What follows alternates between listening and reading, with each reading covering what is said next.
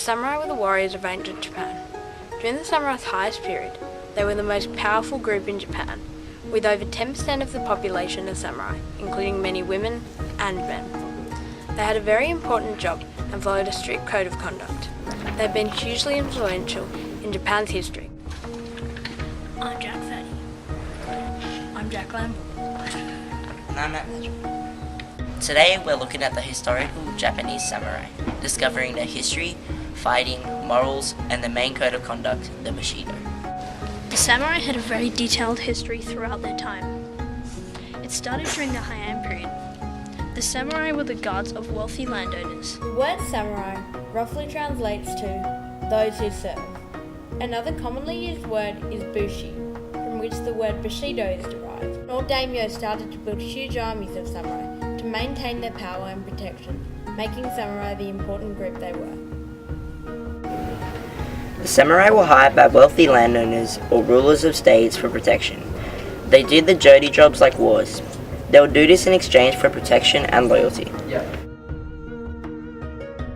The Japanese samurai followed a strict code of conduct, a religion of sorts with ethnical training.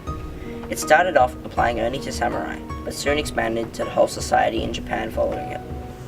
Though the name Bushido was not used until the 16th century, the idea of the code developed during the Kakamara period, which took place in the early 11th century, around 1192.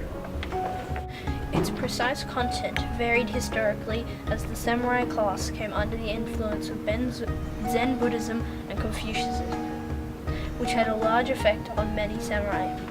Its simple rituals and its belief that salvation would come from within provided that an ideal background for the samurai code is called Bushido. A lot throughout history, there's one unchanging idea with martial spirit, including athletic and military skills, as well as fearlessness towards the enemy. Kindness and honesty were also highly regarded, but the supreme obligation of the samurai was to his lord. Towards the end of the samurais, Bushido became a lot more like the Chinese ideology Confucianism, with a lot of gentlemanly qualities and less combat and fighting. Japanese samurai had ruled over a peaceful Japan for over 2.5 centuries, until two factors led to the end of them: the urbanization of Japan and the end of isolationism.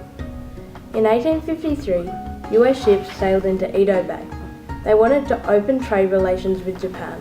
After they left Japan, Japanese people had a split. Some wanted to deny the American offer and maintain isolationism and stay with ancient traditions. Others, however, wanted Japan to get the better technology of the Westerners. They proposed opening up Japan to learn everything they could about the Americans, ending isolationism and becoming a world power. Although the emperor refused to agree to the treaty, several groups of rebellious samurai who wanted Japan to stay the same supported the emperor and began a civil war.